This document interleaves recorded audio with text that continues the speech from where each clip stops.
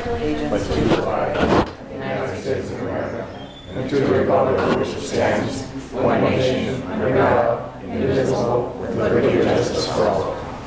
Almighty and everlasting God, who presides over all things in heaven and earth, come and preside over these deliberations, so that those that make the decisions may be guided by your wisdom. Roll call, Mr. Barrett. Here. Mr. Brooks. Here. Mr. Marconi. Here. Mr. Belishko. Yeah, here. Mrs. Gilbert McBride. present. Also in attendance is Mayor George Brown, Administrator Charlie McCormick, and City Attorney Tim Henry, Assistant City Clerk Tracy Smith, and Administrative Assistant Lisa Sanford. Good evening. Welcome to the regular session of Council. Chairperson is the presiding officer of the meeting. The following are examples of important council rules. They are not intended to be a complete list. Adhere as closely as possible to the 5-minute speaker presentation time limit. All remarks shall be addressed to the council and not to any individual member thereof.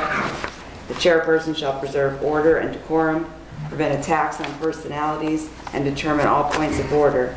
Finally, in order to be heard by all, when members of administration are speaking, please stand up and speak into a microphone. Okay. At this time, if anyone would like to speak on pending legislation? Beth, is that on this residency thing too? Yes.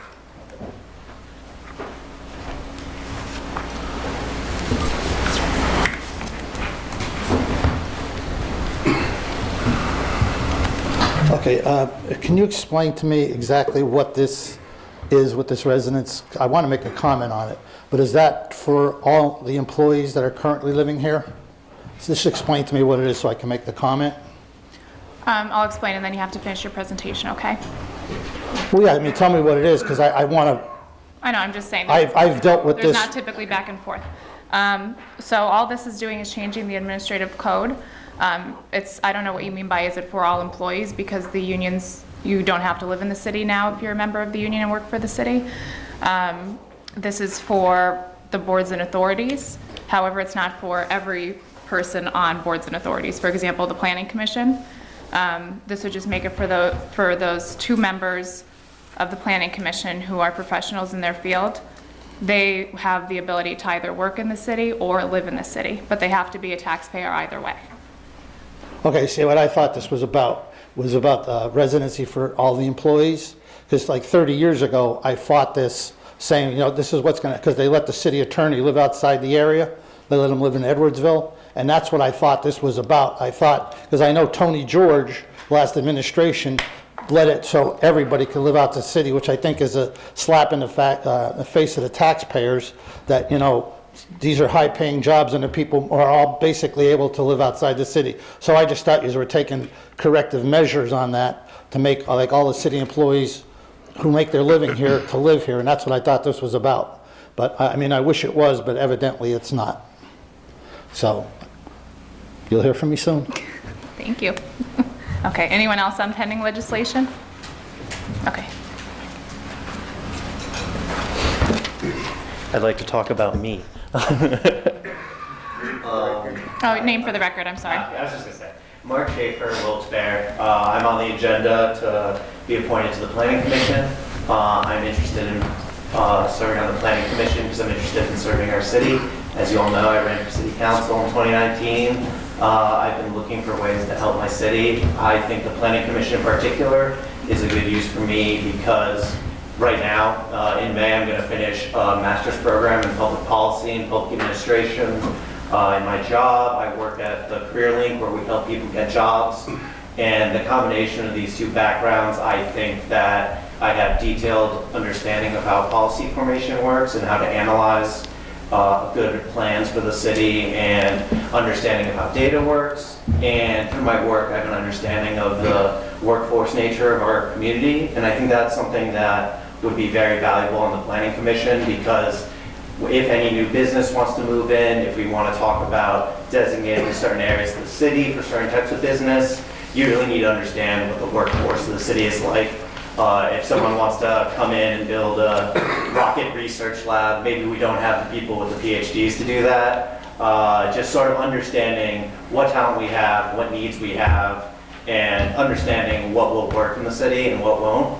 When I ran for city council, a big thing for me was I wasn't sure how good the city was generally at planning things, that a lot of things seemed pretty scattershot, and so I'm very thankful for the mayor to appoint me for this position, and I hope you'll consider me. I think it's also valuable, like, I'm pleased that Tony Thomas is already on, and there's a few other people. I think it's good to have more young people on. Something that I've always been concerned about with our city is young people leaving the city. We have a very aging population because most people's kids don't stay here.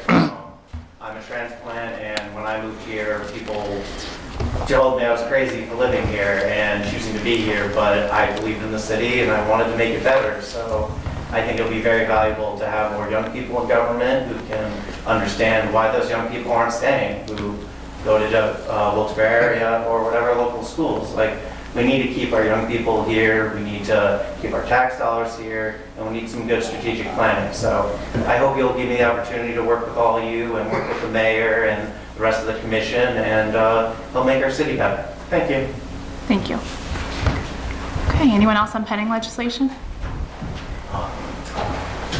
You're next, Brian, after Linda. Linda Joseph, Wilkes-Barre. I have a couple comments on a couple of the agenda items. The first one I would like to speak on is the library Lsa Grant. And the grant is for the family restroom for the Lsa Free Library for an approximate cost of $130,000.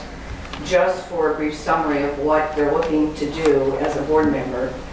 Each year, over 100,000 families and children visit the Lsa Free Library. Funds will be used to install a new family restroom in our children's wing, which will provide a safe and welcoming space for our youngest visitors. The new restroom will be handicap accessible and will not require families to leave the children's wing when they need to use the facilities.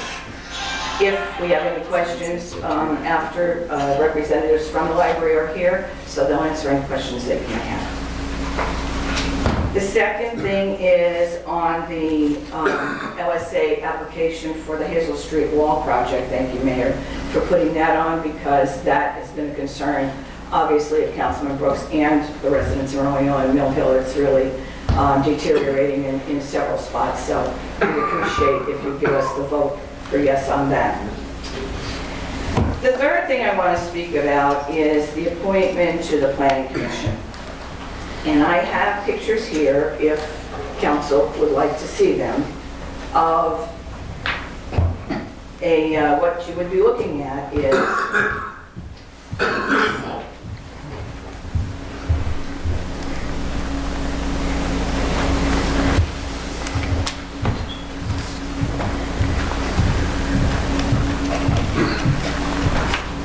Linda, just real quick, is that a packet? Is that a packet that you just handed out? Okay. no, it's pieces. They're copies. Oh, okay.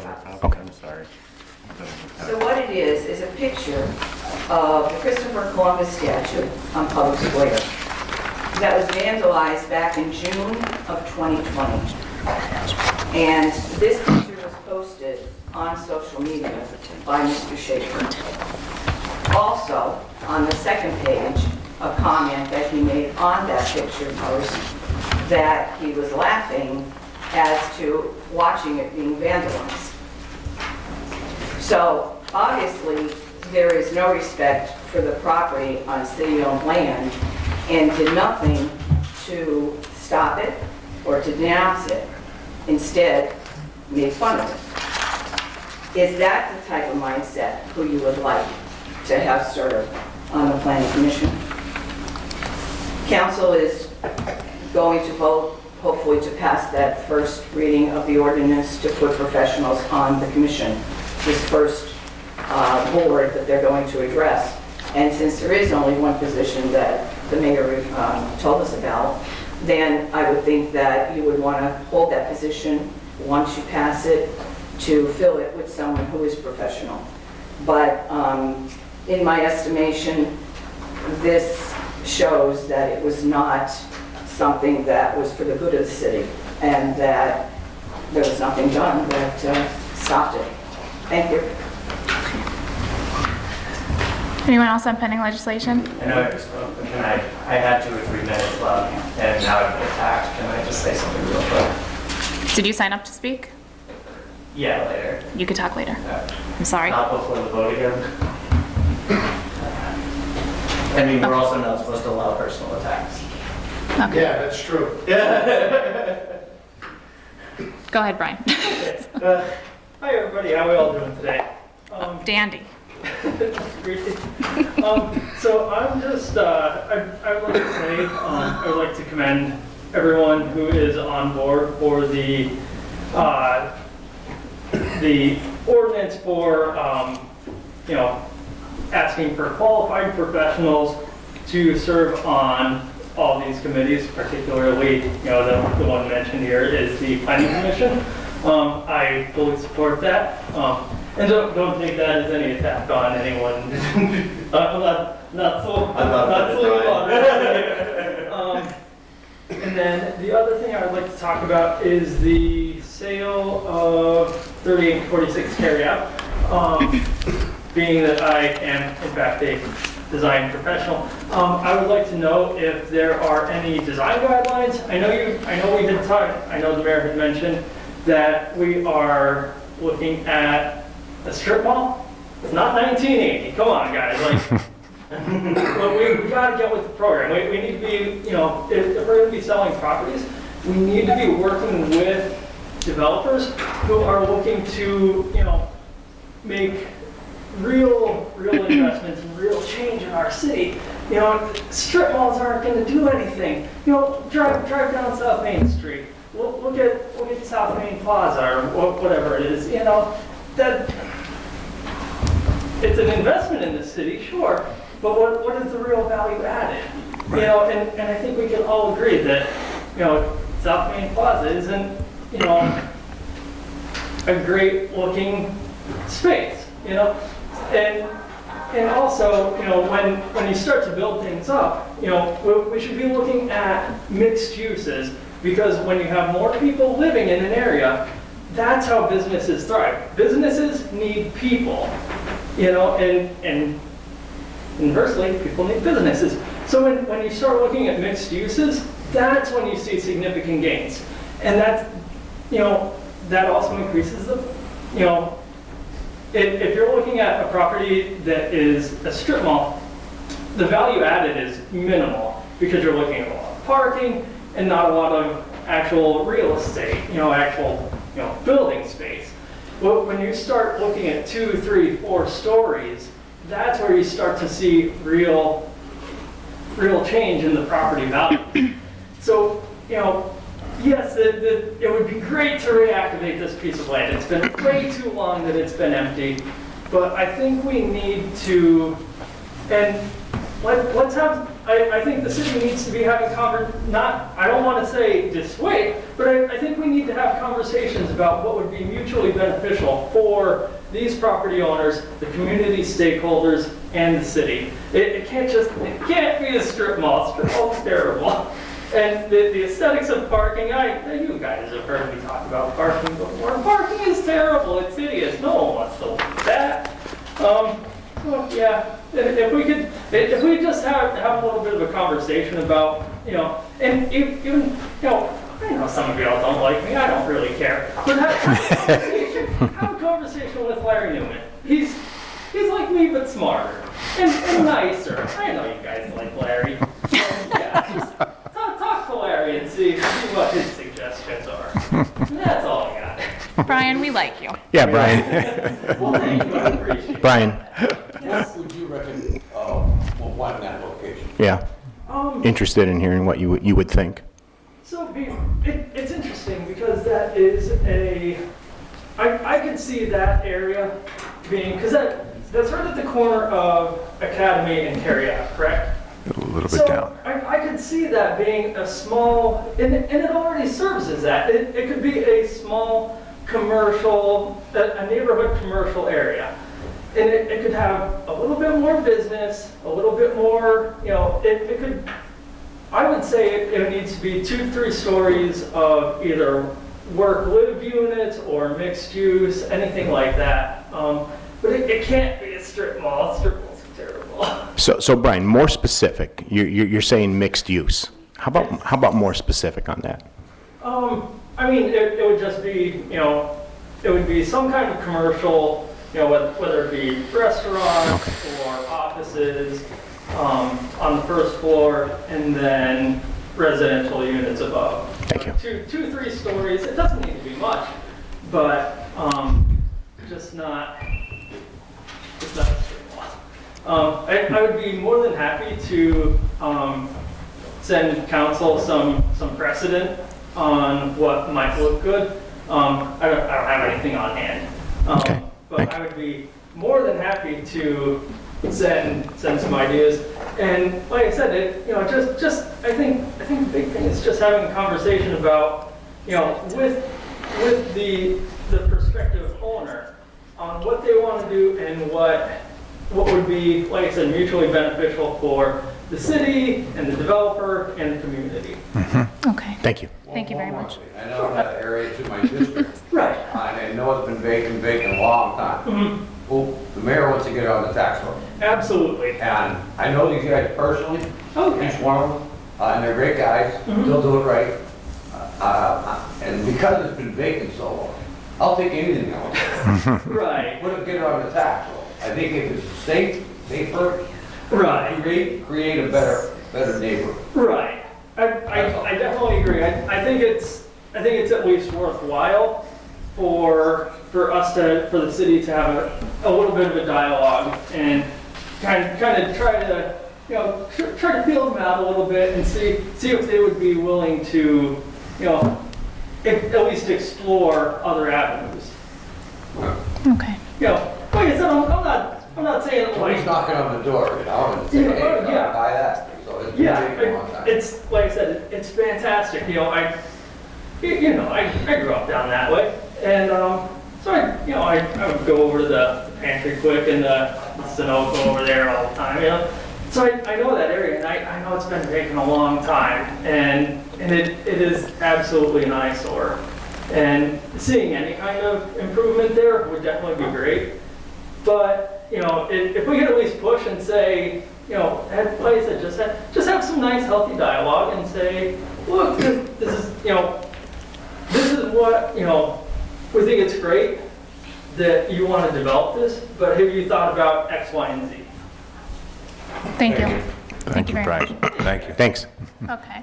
Anyone else on pending legislation? Okay, go ahead. Hello, I am Amber Loomis. I am the Director of Development at the Worcester Health Free Library. So I just wanted to touch base a little bit more on the Lsa Grant in the amount of $130,000. I wish it was just $130,000. That'd be nice. So, as Linda so graciously mentioned, we are really trying to install a children's restroom inside the children's wing at the library. So right now, in order to utilize the restroom, children must venture from the children's library and walk several hundred feet to the men's restroom that is in a rather hidden alcove, and or they have to go to the ladies' room, which is down a very dimly lit hallway. So neither restroom is up to modern accessibility standards, so maneuvering in a wheelchair, a stroller, or multiple children is nearly impossible. And given the location of the library, as you can imagine, we do have some unfortunate situations that have happened in the restroom, so I figured I will throw that to Liz. So she can talk a little bit about that. So hi, I'm Liz Caputo, I'm the Adult Services Coordinator, also at the Worcester Health Free Library, obviously, and just working on the floor all the time. That's my primary job. I see so many of these situations, and I do truly think that they are a deterrent from people bringing their young children into the building. Sometimes we have people who unfortunately use drugs, drink, take showers in our bathrooms. We serve everyone downtown. People who are very fortunate, people who are unfortunate, and that's our job as a public library. But I do think having a designated space for families with their children that are in the same wing would be so beneficial. And I mean, as Amber said, the restrooms, it'd be so tough if you had like 2 children, one in a wheelchair, one with a walker, it would be almost impossible to maneuver in there. And so I really, truly think this would be beneficial to the library and also encourage the community to bring their children in and to utilize it. Because right now, it's quite a trek especially if you have little kids with you, from the children's wing to where the main bathrooms are. So I really do think it would be a beneficial thing for the library and also the community. Which branch are you referring to? We're the main branch on South Franklin Street, Okay. across from the Boss House. Okay. Okay, thank you very much. Thank you. Okay, go ahead.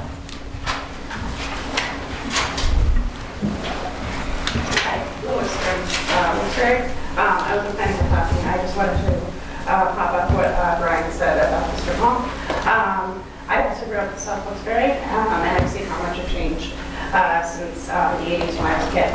And I'd love to see that area come back and be even better than it was back then. I have to agree with Brian that a strip mall is just a terrible idea. The neighborhood I live in now, there's a strip mall near there. It creates a vacuum of people, like that. In other words, there's no people there. When it closes at night, it's very dark. There's not any foot traffic, and I have seen that strip malls tend to make neighborhoods more commercial rather than residential, and therefore become more about businesses, which is good, but also way less about pedestrians and bicyclists, but also residents in general. I also wanted to add that I think a lot of the money being voted on tonight is going to be used for some very good things, including the Oscar Library.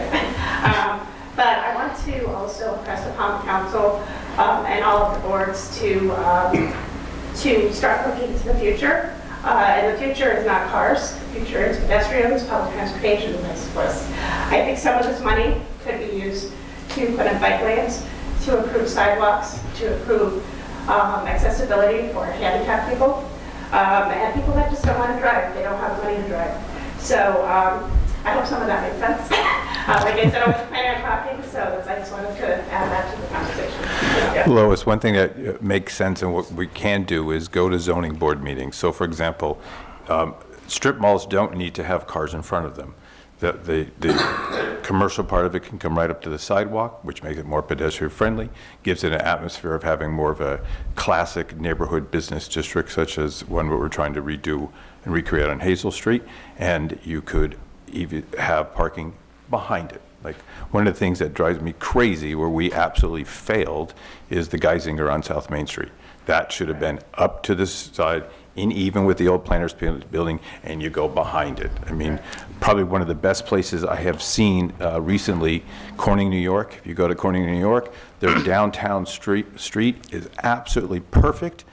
They demolished everything on either side of it. And so it's all the parking there, and everyone just walks around, and you would have no idea that the parking is behind it because it's hidden. Right. So it's those kind of things. But you going to zoning meetings, because I want to sell this land, but that's our recourse right now until, Brian, right, we get the design guidelines. Exactly. Right. I just also want Sure. to remind me of that. There's two other things I wanted to add really quick.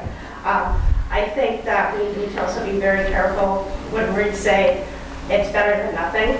I completely understand what you're saying, Councilwoman Velasco, but just from seeing that literal sword fights in the store that is by our house, like, that's not better than nothing. I would rather nothing either than sword fights and gun fights and such. And then the other thing, I know maybe you guys don't know this right now, but I think it would be, I think it's important to know what other businesses this company owns, and if they have a good history of being a good neighbor within the neighborhoods they're in. So, and that's it. Thank you. One thing that I did want to add, and I should have mentioned it earlier, I actually have a family member who lives across the street from the Pantry Quick that's owned by these people, and I called her up and asked her how she felt about it, seeing as she's their neighbor, and she said, they're good property owners, they take care of their property. So that made me feel a little bit better. Cool. On the Pantry Quick. Yep. I know all of them, and they're good guys. Okay. So, Ms. McBride, just real quick, Yeah. I'm not so sure that microphone is on.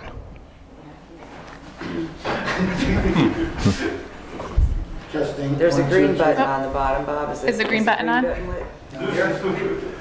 No, right on the base of the microphone. Somebody must have hit it, maybe.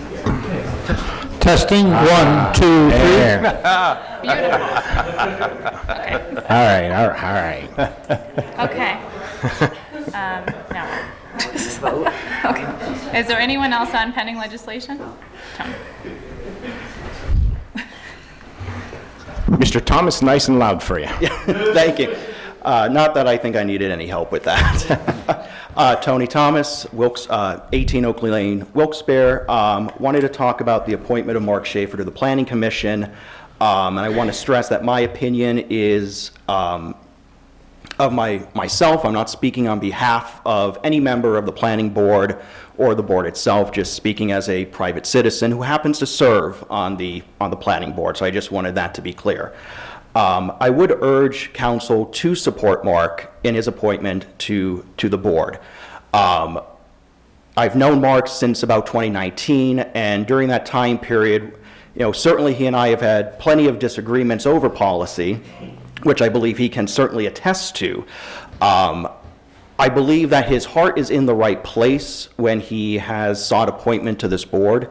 I believe that he would provide a unique and healthy perspective to the board, considering his background, his educational background, his work background, and his background in his political work for the past 2 years.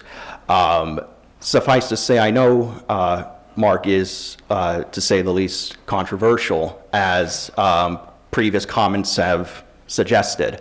To that, I would say, while I personally may not support, I don't know what he said, but just guessing from what he said, I may not personally agree with it, or I may, I don't know what he said, but those statements were made as a private citizen, not as any representative of the city. And certainly I think it would be unfair to, I don't want to say the term police, but unfair to look into the social media commentary of select members who are being appointed to these boards. There have certainly been members appointed to boards who I'm sure many people would find controversial in this city.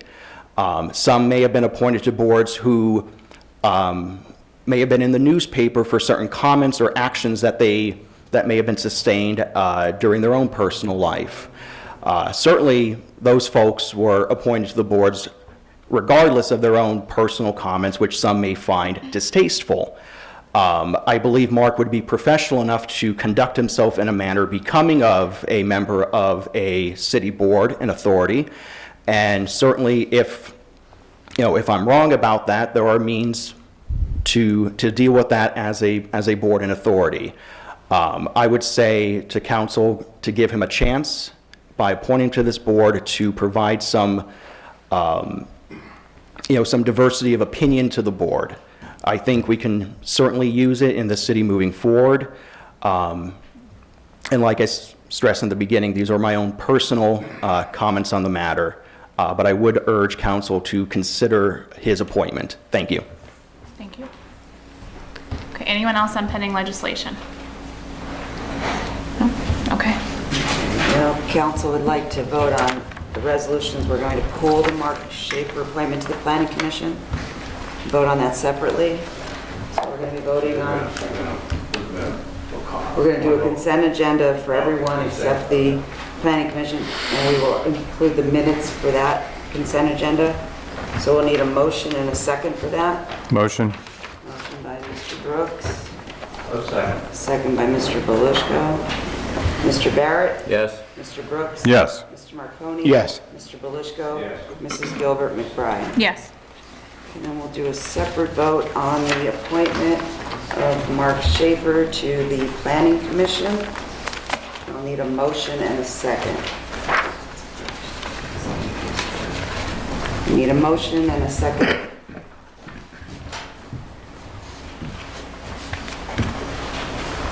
Motion and a second, no?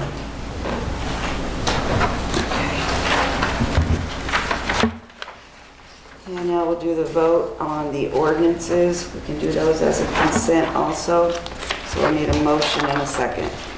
Motion. Motion by Mr. Brooks Second. and And second by Mr. Marconi. On the vote, Mr. Barrett. Yes. Mr. Brooks. Yes. Mr. Marconi. Yes. Mr. Belishko. Yes. Mrs. Gilbert McBride. Yes. And that's all the business I have. Okay. You were left off at, well, I just want to start again. Yeah, we'll just start. Councilman Barrett, do you have anything further? Nothing additional, thank you. Okay. Councilman Brooks? I do, hold on, let me. Okay. Who was the second? No. Who was the second on this? Oh, John. No, Yeah. no, they're Brooks and Belishko. Oh, I'm sorry. No. I'll sign it. You will sign it. We're back to council presentations. Yes, I wanted to speak on the Sherman Hills issue and also add my voices to support for the police for their swift action in the latest arrests that have happened. But last Saturday, I got a call from Justin Behrens, who was doing the men's shelter by Sherman Hills. This was on a Saturday morning, and he said he wanted me to go up and look at the bullet holes that were in this shelter that's being built. And I was out of town when this happened, so first thing Monday morning, I went up to, this is the Monday after our last council meeting, and I went up to look at the bullet holes and then to, and I thank the mayor for going to the management of the company, but I went to the people who live there and went and interviewed a series of people, had conversations with people who would live there to see exactly what their concerns were. And then I also received an email from a woman who was giving me permission to read it the other day, on Monday, and she reads, Dear Mr. Brooks, I recently read an article involving the Sherman Hills complex in the Citizens Voice newspapers that you mentioned. I was optimistic to see that somebody was finally taking the many problems of Sherman Hills seriously. I'm a tenant and have been for many years. It has been a nightmare. I have applied for housing in other areas, but as I'm sure you can understand, the decent apartment complexes have a long waiting list and very little turnover. I have many things I want to tell you. Besides the complex being unsafe, it is unsanitary and unlivable. Just last week, I was the victim of a fire on my hallway floor. I actually found it a blessing to be able to leave that pit of hell, even though temporarily. Although the owners paid for a few days, I have been paying out of my pocket to stay at a motel because of the infestation that is in the building. I understand it is under new ownership. However, the management of Sherman Hills refuses to give me a direct number to somebody in corporate or a district manager. Let me also mention that I'm sure you know not everyone who lives there is a delinquent. I am 62 years old. I graduated from Abington Heights High School in 1978. My father was then transferred to Charlotte, North Carolina. The area I lived in was absolutely beautiful. The reason I am stating this is to let you know that there are all kinds of people at Sherman Hills. Just because somebody ends up poor does not mean they deserve to live in unsanitary and unsafe surroundings. I would move in a second if I could. I would actually put up a tent on the grounds if I didn't have the fear of getting shot to be able to escape living in these conditions. I'm reaching out to you, and I'm really hoping that you will take me seriously and not give me a politician's response. I am a registered voter. I honestly feel like I have PTSD from leaving that place, knowing that I have to go back Wednesday, this was yesterday, Monday morning on March 9th, is bringing me extreme anxiety and depression. Again, it is very important that I get in touch with someone involved in the ownership of Sherman Hills to see what can be done as far as my personal situation regarding the uncleanliness, unsanitary conditions of the apartment unit, along with violence that has been overlooked by management. Thank you for taking the time to read this email, and I hope to correspond with you soon. Sincerely, Ann Chasson. I had now had several and many conversations with Ann, and I assured her that I asked her if I could read the email, and she said yes. She also, I believe, might have sent it to the press as well. As you know, at the last council meeting, I asked for a reconstitution of the Sherman Hills Task Force, and I hope that you would do that, Mr. Mayor. I know you served on that task force when you were sitting in this spot in council. And the Sherman Hills Tenants Association. The people I spoke to would really like to have a tenants association again. They'd like to see the task force brought back. I did some historical research to see that there always was a tenant association in the 80s and 90s that was very active. I know we could get a core group. As you know, Mayor helped with South Wilkes-Barre. We did Rolling Mill Hill, been active with downtown for many years. I can certainly, as I always, offer to go to any meeting, and I certainly would offer to go to Sherman Hills to help them set up a tenants association. In response to your meeting with the management, I think we can do even more. On your plan for number 1, that the new owners plan on finishing a fence locating in the property complex to be enclosed and have a gate lock system and a key fob. Already the people at Sherman Hills said this will instantly get broken. They will put a brick or a cinder block to keep the gate open. I truly think there needs to be a 24-hour guard in a box that knows that you're supposed to be there or not. On point number 2 that you made, Mr. Mayor, I know you used the word that the new owners are hoping to secure office coverage 24 hours. I would like to see that verb, that change to will secure. And it doesn't necessarily need to be our own police doing private detail work. This is a multi-million-dollar corporation. They can afford to have a security guard in a gated area 24 hours a day. They can afford to have another police officer patrolling the grounds, I think, 24 hours a day. Number 3 is an excellent idea, to have a camera system installed that has full access from our police department. And I would hope that you have a meeting, I see you said here on March 17th, with the new representatives that will tour the facility. I hope that will include other people, perhaps from this council. I always ask to go to these meetings. Perhaps you will invite Ann Chasson. I'll give you the telephone number of her. And please reach out to these residents. They deserve our utmost attention. They deserve to live in a safe, clean, sanitary place. And I think we need to hold the management accountable.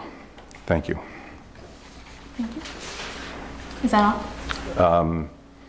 Yeah, we'll do next week. Yeah, we're fine. I'm sure. Yes. Okay. Councilman Marconi. Yes, I do. I want to thank the mayor for going up to Sherman Hills and speaking with the management. That's certainly going in the right direction. Mr. Brooks, your comments on Sherman Hills, I feel is on point.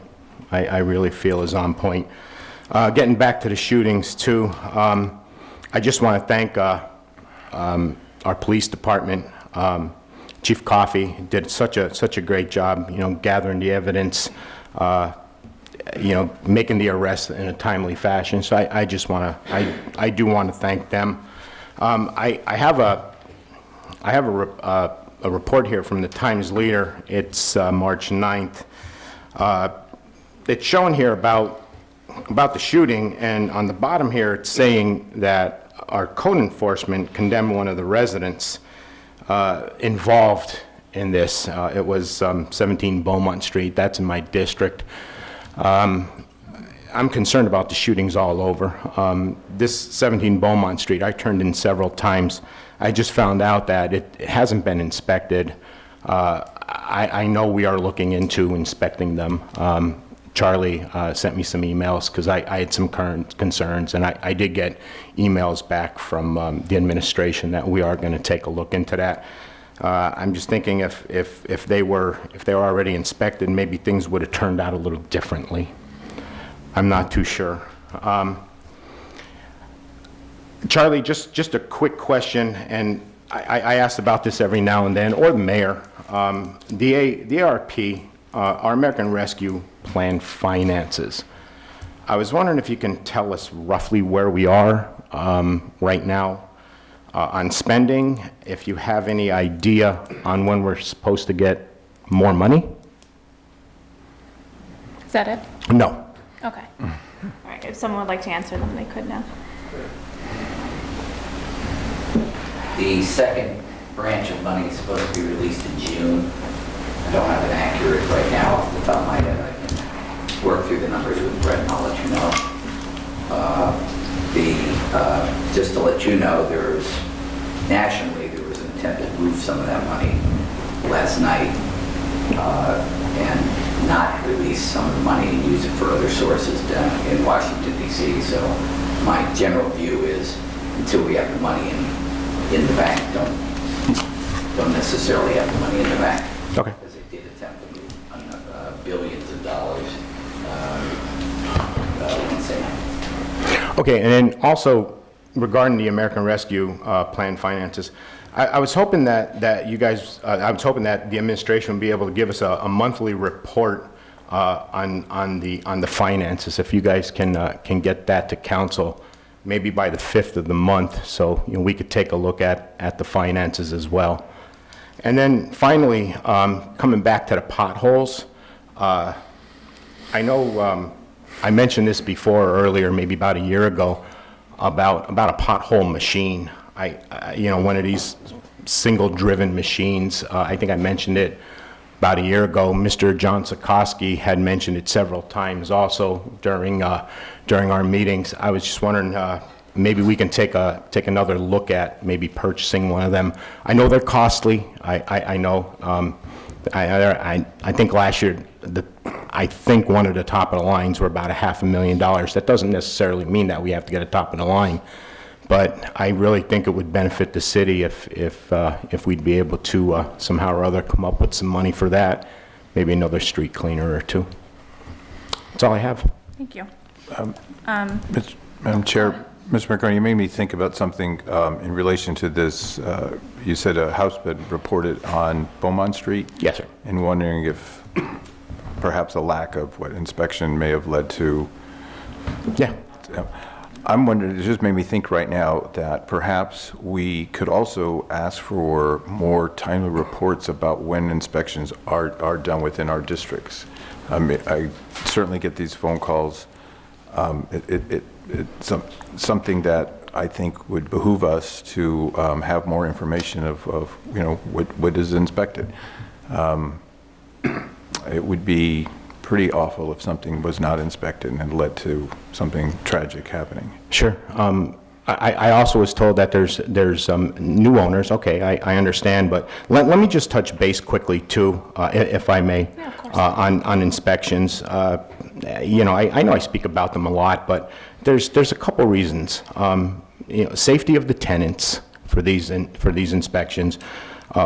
We can get in there to see if they're up to code, if there's garbage thrown around, if it's just a total mess, so we can get them cleaned up, and also revenue in the city. I just think it's revenue.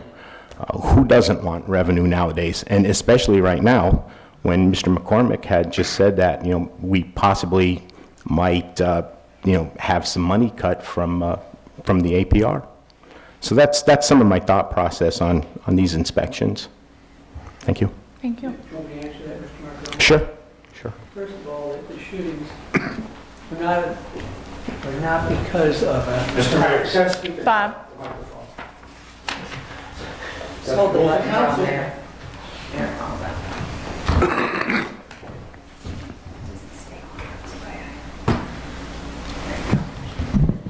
The shootings were not a result of a house not being inspected. We know why the shootings took place. The officers, through investigation, identified who did the shooting.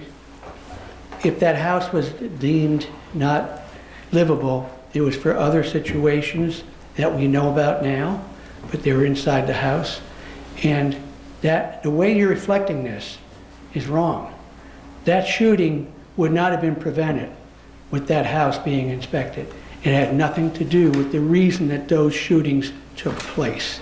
I just want to identify that because you're the first one to call us with house problems and we address them most of the time within the same day.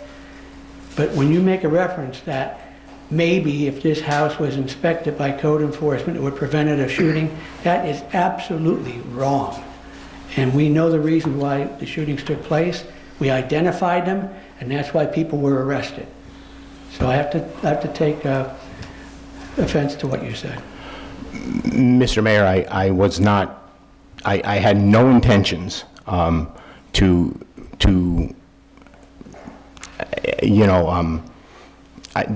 there's no intentions that my statement, being that 17 Bowman Street was not inspected, it had nothing to do with, the shooting cannot take place.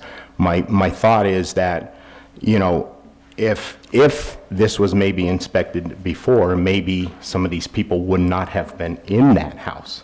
I certainly appreciate what our police have done. I did mention that. Backing up to another one of your statements with me submitting, houses, you're right. I agree 100% with you. I do turn in a lot of houses, and they are dealt with very promptly, and I do thank you and the administration. But in no way did I mean to say, or if you took that I meant that if this house was inspected, that those shootings would not have occurred. Absolutely not. Well, that's the inference you made. I apologize for that if that's the way you took it, but it's not the way that it was intended. Okay.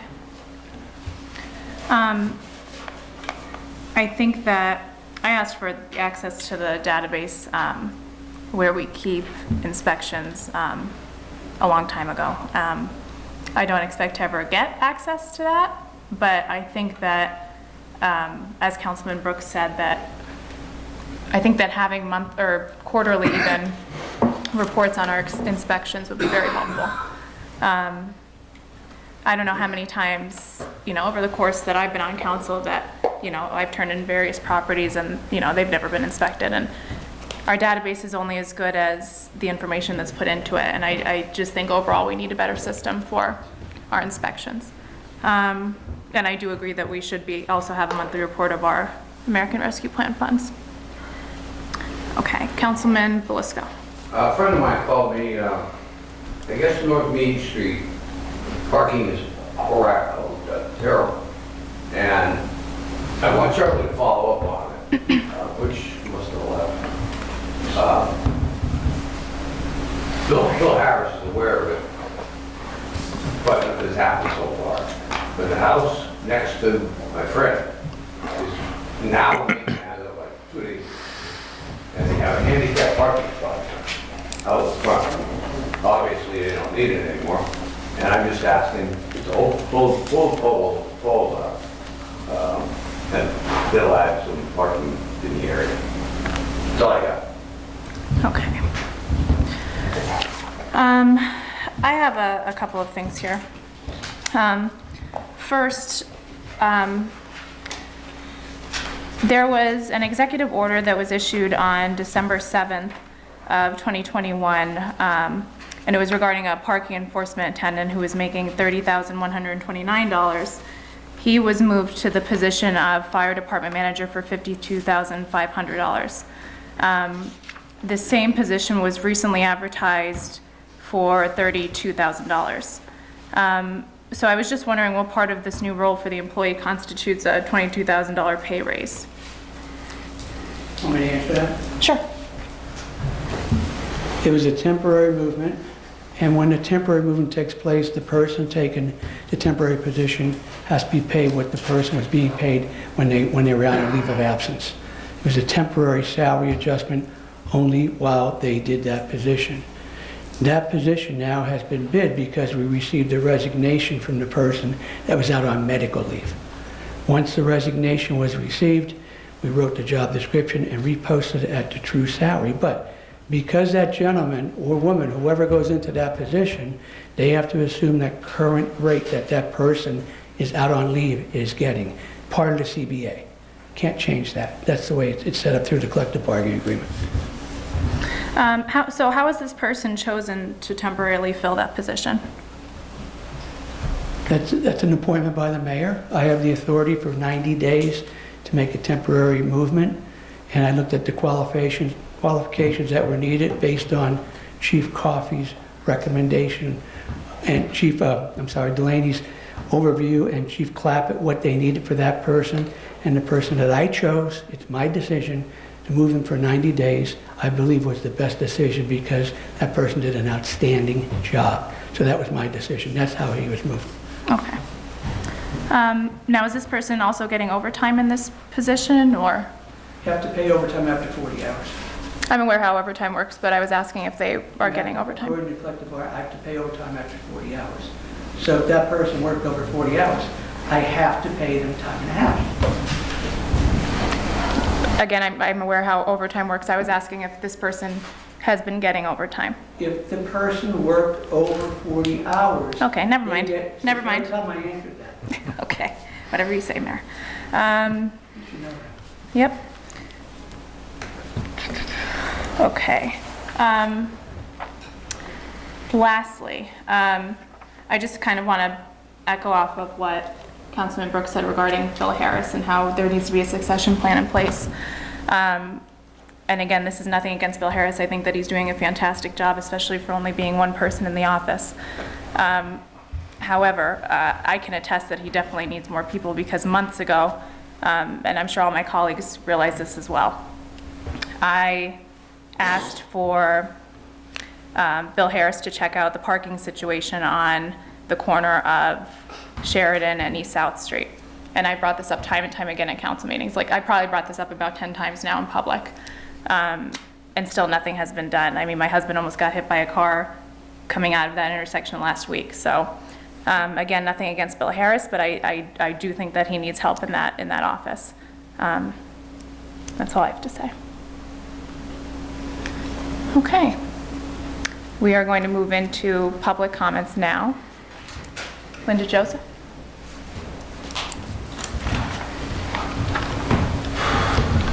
Linda Joseph, Wilkes-Barre. I saw a post by the Taxpayers Coalition yesterday, and it talked about something that happened at the county council meeting on Tuesday. And I also listened to that meeting and heard this conversation. It was about King's College coming to the county to ask them if they would refund the taxes from two buildings that they now own, the Springbrooks Water Company and the chapel on North Street. Their basis was that those were prior to them taking them under their umbrella of nonprofit. So they wanted to get refunded for what was paid prior and, of course, not pay any taxes from that point on. When that was presented to county council, several of them had serious concerns. Even the words quid pro quo came up because they felt this was the deal. If you pay us back our taxes, we will offer to the county employees and their families a $25,000 scholarship to King's if they were interested. One $25,000 scholarship is what it was. Well, the county council was concerned because this seemed like it was a selective group, and we give us our taxes, we'll give you this. So they had serious concerns, which that was in their working session and they didn't vote on. But in that conversation, the lawyer for King's said, well, Wilkes-Barre City and the school district have already entered into this agreement, and they've approved it. So I guess my question is tonight, is that true? Was there an agreement? Did council need a vote on that or whatever? And are you aware of this situation? Because again, this lawyer said that Wilkes-Barre and the school district agreed. Now, I spoke to a board member of the Wilkes-Barre School District today. They knew nothing about it. They did not, there was no agreement. So I'm not exactly sure what's going on with that, but just asking, do we have that agreement? Since county council was so concerned, and that was my first thought was, this is weird, because now you're taking money, but now you're giving us something in exchange of that. And actually, county council asked them, why can't it be countywide? Why can't it be open to everybody? Because it's taxpayer money, and it is. So that's my question. If anybody was aware of it, Mayor, do we have an agreement with them? Did they discuss that with you? Was that true? So that's it. Mr. Henry, you want to answer that? I'm not aware of anything. Nothing would go unless, that's what happened unless Mr. Henry advises me to do so. Yeah, that's certainly not ringing a bell to me. First I've heard of that. Well, then you need to talk to that lawyer, because that's what he's out there, put it out there, yeah. Thank you. Thank you. Okay, Rhonda Martini?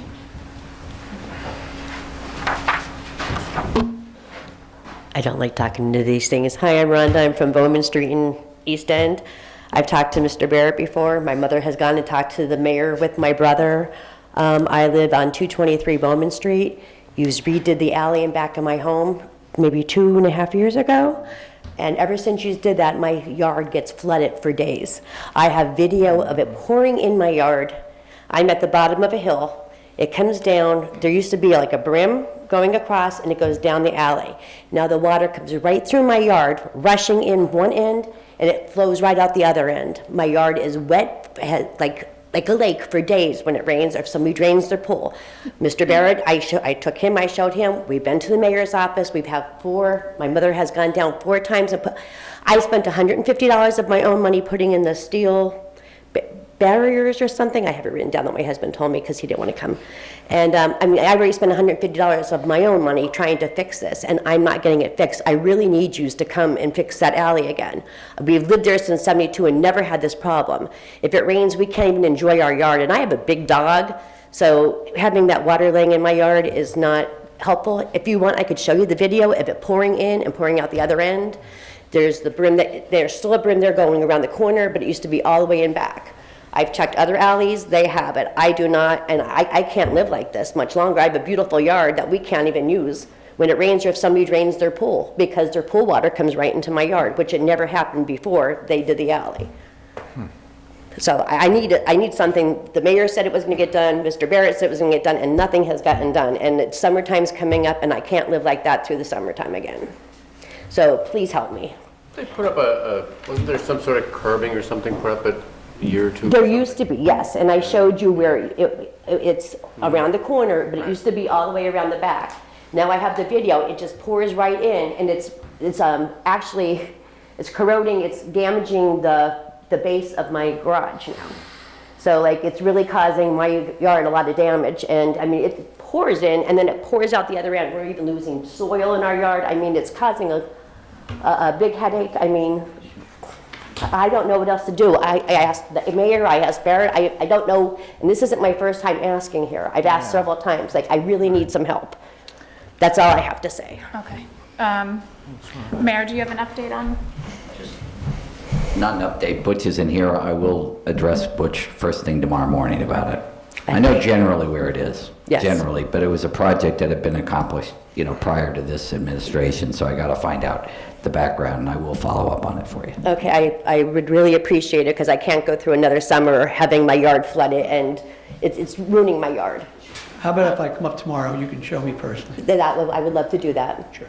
Thank you. My office will make arrangements with you, and I'll come up in between my meetings tomorrow. That would be absolutely wonderful. Thank you very much. Sure. Okay.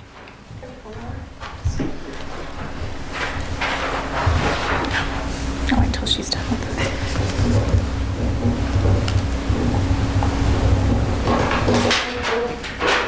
Okay. Thank you very much, Mr. Thank Mayor. you. Come up and have coffee with tea with you. Oh, we can be here.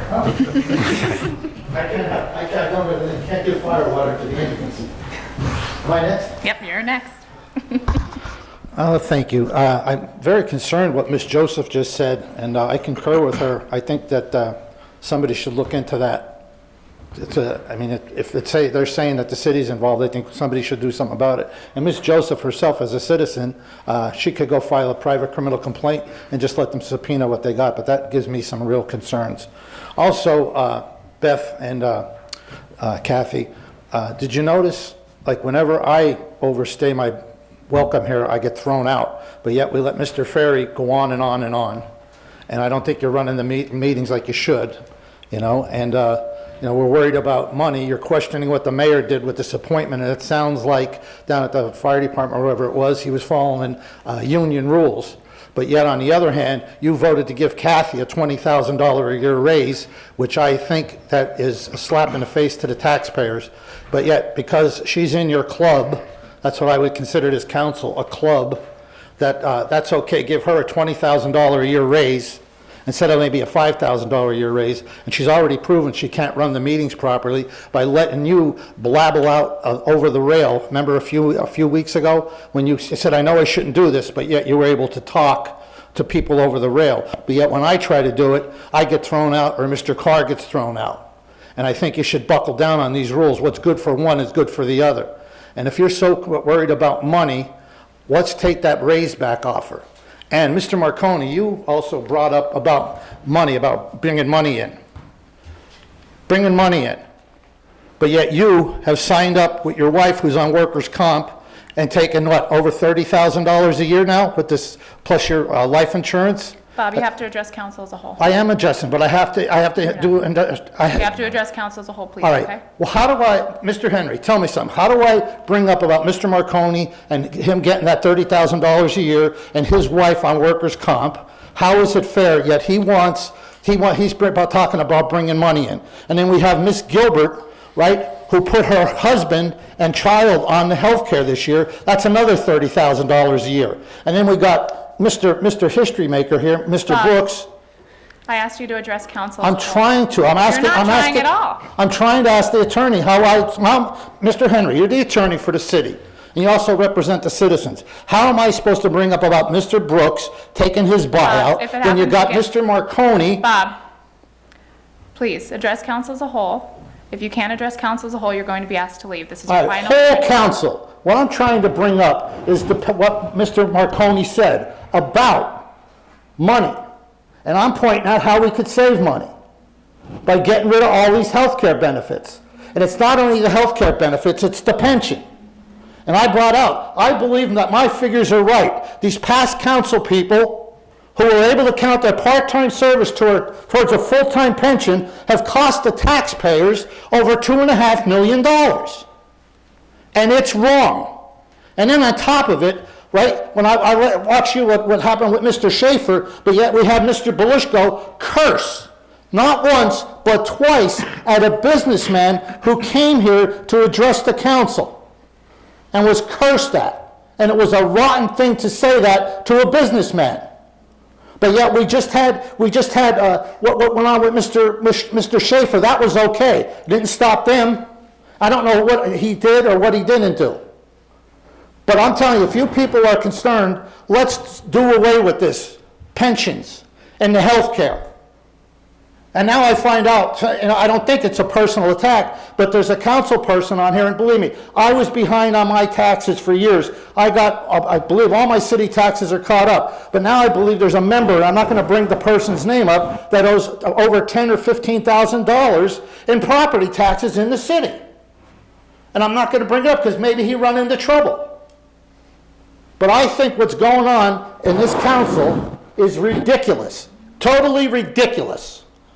Address the council as a whole. Well, how am I supposed to bring up about you putting your husband and child on for over $30,000 a year plus your salary and plus the insurance? You're probably getting $45,000 a year to work 2 meetings a month. And what I brought up about Mr. Belushko, he can't hire a mechanic to come in and two brake jobs a month and give them $30,000 a year. And then Mr. Barrett, with you being the senior member on council, I'm asking you for your help to stop this. To stop it. Officer, you take me out. I'm just telling you, you're violating my rights to free speech. You talk, I'll talk. Okay, but I'll pause my time. I only got 28 seconds. You got 30 seconds. You got 30 seconds. Then you can. So listen, here's the thing. All right, hold my time. I'll give you 30 seconds off my clock. Okay. Lower your voice, address them. You got 30 seconds, round it out. You want me to start mine at 30? Okay. Tell me when I could go. Go ahead, buddy, you're good. I feel my heart. No, I don't want to. All right, to finish up, this issue is not going to go away. And you could use your little excuse that how am I supposed to address the council as a whole when it's individuals that are doing this? And just so you know, Mayor, what I said to you at the last, or when I called in the last time, I know about this legislature stuff. I'm asking you to write a letter on the taxpayers' behalf. Because believe me, if you don't help us with this, you better watch what these people are doing. They're going to get rid of you. And I guarantee it. You can see the handwritings on the wall. These people are doing like nitpicking you over a job that you have to follow union negotiations over, but yet it's okay for them to give their buddy Kathy there $20,000 a year raise. It's sickening. It's absolutely sickening. 5. 1, 2. Bill, I'm asking you for your help because you're the senior member and you're making over $200,000 a year retired, so you could help us. Oh! Bob, can I respond? I can't feel your heart, I can't feel your back. It's the big one. Bob. You stay It's the big one. I gotta get my radio. I'm going home. You can stay, right? I was She just has to be quiet. For now. I'm calling cheap coffee. Oh, Scribbler, help me. Help me. Just remember, Council, use it for Bob, yourself. Bob, Yes. can I answer you? Go ahead. Kathy did not get a raise, she got a promotion. Okay. Kathy did not work on my campaign. I didn't say that. I said, but. Let's just infer what I'm saying here. Okay. And Kathy doesn't run the meetings, I do. So don't blame her for how the meetings are being run. I'm the chairperson, I decide how the meetings are being run. Okay. But then why Nope.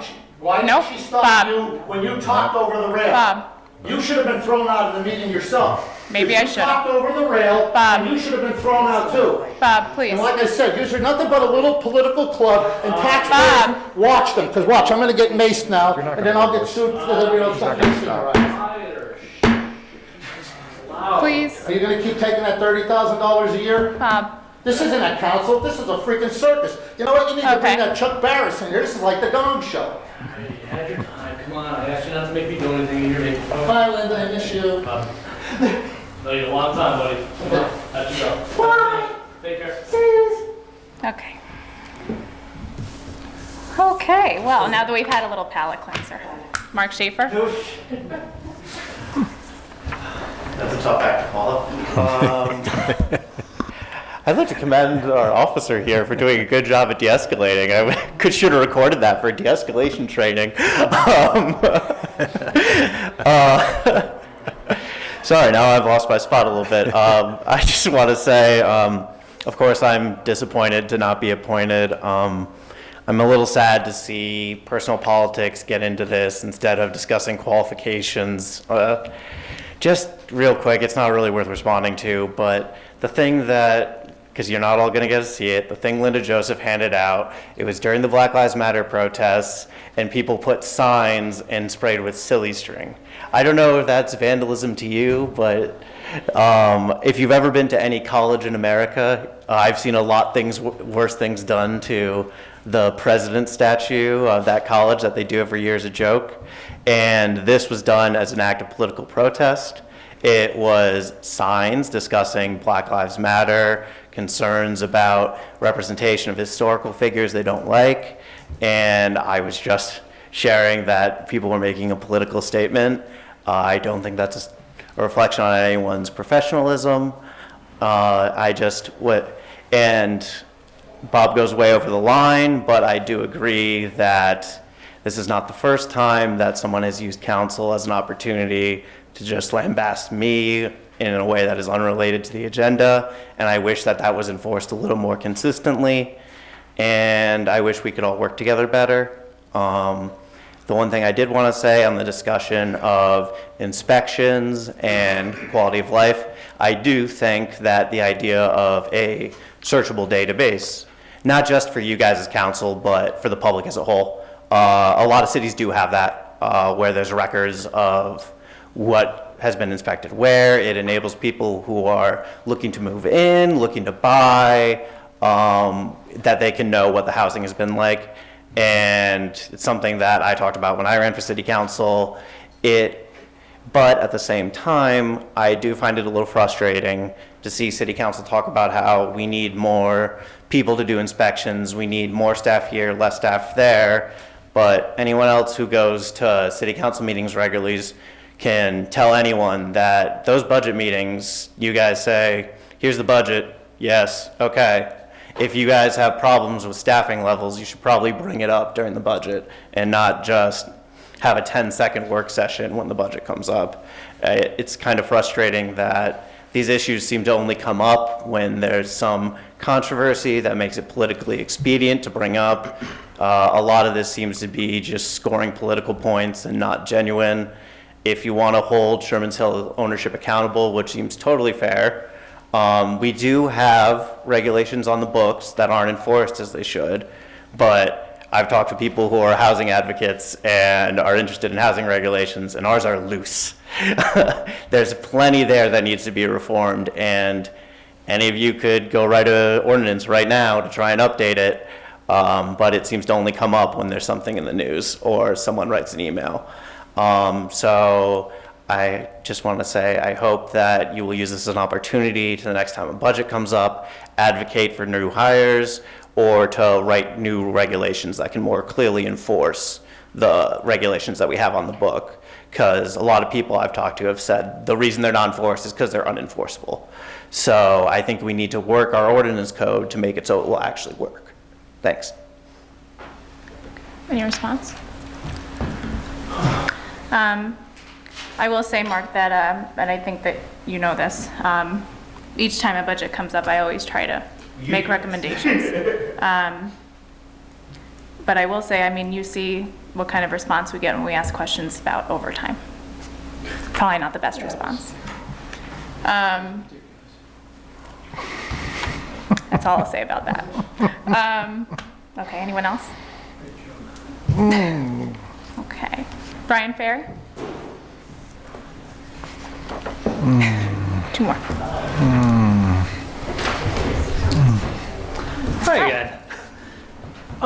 So yeah, I would just like to talk a little bit about a few things. In regards to Sherman Hills, I think that it is imperative that the city work hand in hand with the new ownership. And, you know, I think I've had some dialogue with some of you individuals before about ways that we could be moving forward. And now that it's got new ownership, it is time to step in. You know, the new ownership says that they would like to implement change, and I think that is fantastic, and it is necessary, and it is overdue. But it can't just be at their own discretion. We are the experts of Wilkes-Barre, right? We know this area better than someone who just bought a place around here. We know what the issues are. We need to guide them, we need to work with them, and we need to advise them on ways in which it could be improved. We should be looking at precedents. What have other housing developments done that has been successful? What changes in the built environment have we seen that yielded reductions in crime and improved quality of life? And there's a ton of precedent out there. I don't have anything on hand, but I would be more than happy to send some precedents to council and the mayor if you guys are interested, and look at ways in which we could be working with the new ownership to make it a better place. We don't want people living there and thinking, my God, this is what I have to deal with every day. You know, that message from, you know, that letter that you read, that is heartbreaking. And nobody should have to live in conditions where they're like, my God, this is, you know, another day in this. You know, that is not acceptable. We can't have that. So I think working with the new ownership and doing some research, you know, we're working with, you know, looking at what has been done in the past in other places, and let's move forward. We can't keep spinning our wheels here. That doesn't change anything. The other thing I would like to talk about is, you know, Beth, you were talking about, you know, databases and everything for, you know, inspections. Our planning department really needs to get on board with a comprehensive GIS database. Everywhere, you know, I was out in Colorado for a long time, you all know that, and every city out there, big or small, I did some work for the town of Silverthorne. It's an area of 4,000 people, and even they had a comprehensive GIS database that was open to the public, and it's what GIS is geospatial information systems, and it's a mapping program. You can map anything and everything with that. You could be we should be mapping crime locations, rental units and inspections. There's a ton of information that you could be that is accessible through GIS, and we just don't have that. And it's time for the city to make an investment in that. The city, through OECD, they have the dilapidated home program, where they demolish roughly 5-6 homes a year.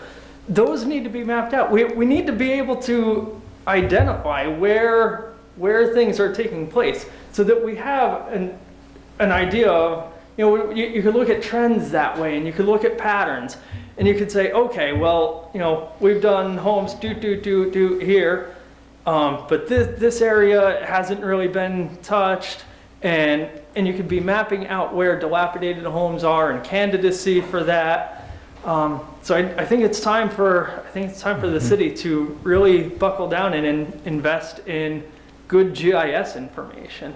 Like I said, you could be mapping out where crimes occur, and it should all be open data. And like I said, in most towns in Colorado, it's open data. Like, anyone can go on the city's website and download that information. And I think you could open it up through Google Earth, which is a program that anyone and everyone can download.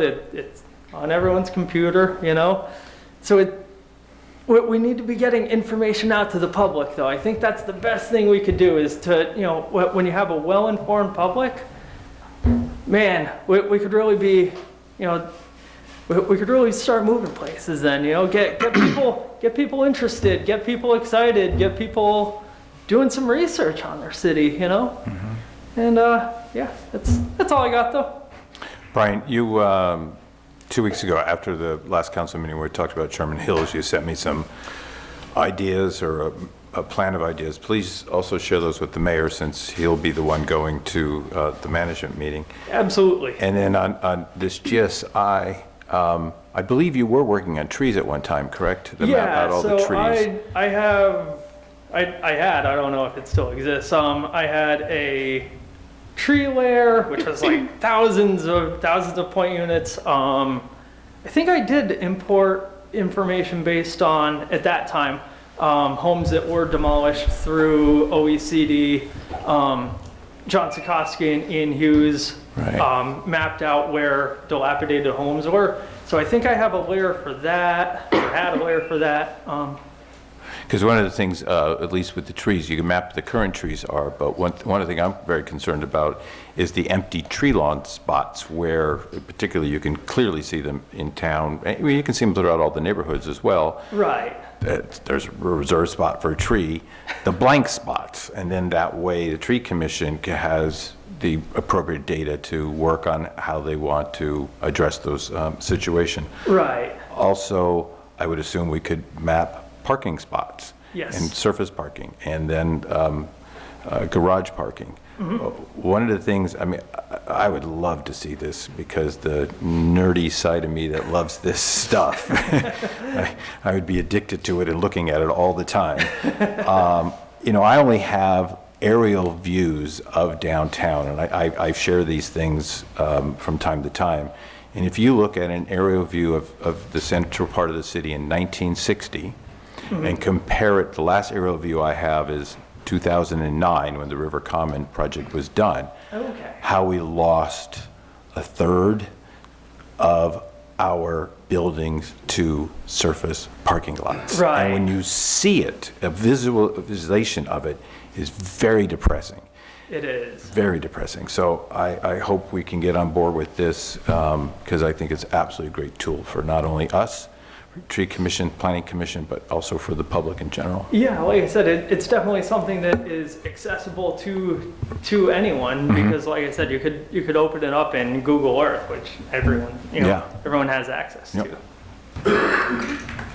Thank you very much. Thank you so much. Okay, Tony Thomas, did you still want to speak? Yeah, I'll be very quick. Okay. Just wanted to speak very briefly about the Shade Tree Commission. As of right now, we probably have maybe 4 members of the commission. So I would implore council members to, talk to constituents to see if you could find anyone that you could, recommend to the mayor to suggest applying for the commission because, at 4 members, it's very difficult to possibly even have a quorum.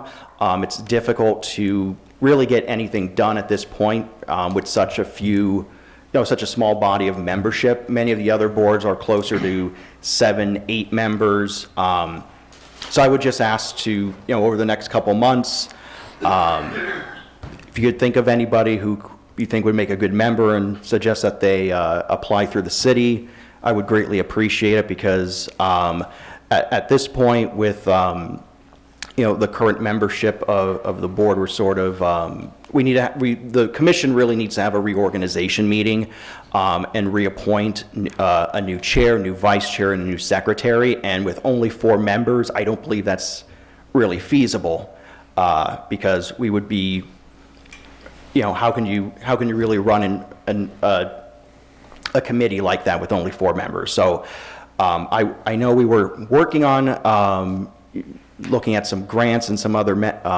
measures, but we desperately need more citizens on that board. So, council, if you could think of anybody in your districts that would be good to serve on that board, I would greatly appreciate some names coming out for that commission. All right, thank you. Thank you.